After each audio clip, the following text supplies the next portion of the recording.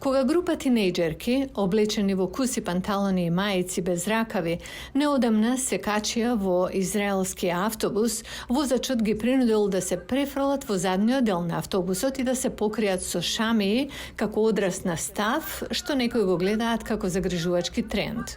Во автобусот имаше ултраортодоксни мажи и штом се качивме, тие се свртеа настрана. Седевме таму не знаејќи што ќе се случи. Се чувствував понижено и безпомошно.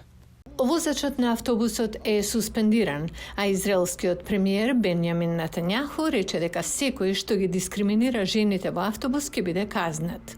Ваквите инциденти не се нови, но стануваат се почести бидејќи ултраортодоксната заедница и политичките партии добиваат поголема моќ во актуелната влада. Тие предлагаат нови закони кои вклучуваат родова поделба на плажите, во националните паркови, на концерти, па дури и на универзитетите. Владата веќе го распушти органот за унапредување на статусот на жените. Се обидува да ги отстрани жените од јавниот простор на начини кои нема да се сметаат за криминал. Тоа е дел од коалициониот договор. Исто така, родовата сегрегација ќе се прошири во науката, така што ќе ги отстрани жените од можности за работа.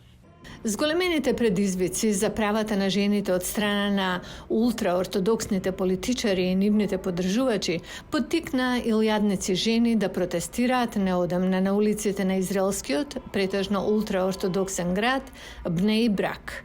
Многумина држеа транспаренти за родова еднаквост, а некои жени влегоа во кавга со ултраортодоксните мажи. Жените велат дека се против обидите на конзервативните да наметнат повеќе ограничување на либералното секуларно израелско општество. Ултраортодоксниот верски истаблишмент веќе контролира многу граѓански прашања, како бракот и разводот, а ултраортодоксните партии во владата сега предлагаат да го прошират своето влијание со уште повеќе нацрт закони кои ќе им овозможат на верските судови да го контролираат старателството на децата. Се надевам дека религијата и државата ќе бидат одвоени и секој ќе може да го живее својот живот онака како што сака, без да ја користи моќта на религиозните. Активистите за правата на жените беа гласни во текот на 8 месеци протести против актуелната израелска влада, која противниците ја сметаат за крајна десница и под влијание на верските конзервативци. Жени облечени во црвени наметки, како од романот и ТВ серијата Приказната на слугинката, маршираа на многу од демонстрациите, изразувајќи стравување за намерите на владата да ги ограничи нивните слободи. Владата вели дека ќе ја одржи еднаквоста на жените. Ултраортодоксните, кои контролираат 18 места во 120 члениот парламент, велат дека ги почитуваат жените и дека раздвојувањето на мажите и жените на јавни места е добро за семејството и за општеството.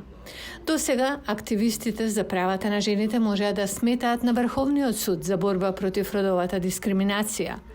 Но тие се загрижени дека планот на актуелната влада за реформирање на судството, ако има за цел да го ослабне Врховниот суд, сега ќе го отежни тоа.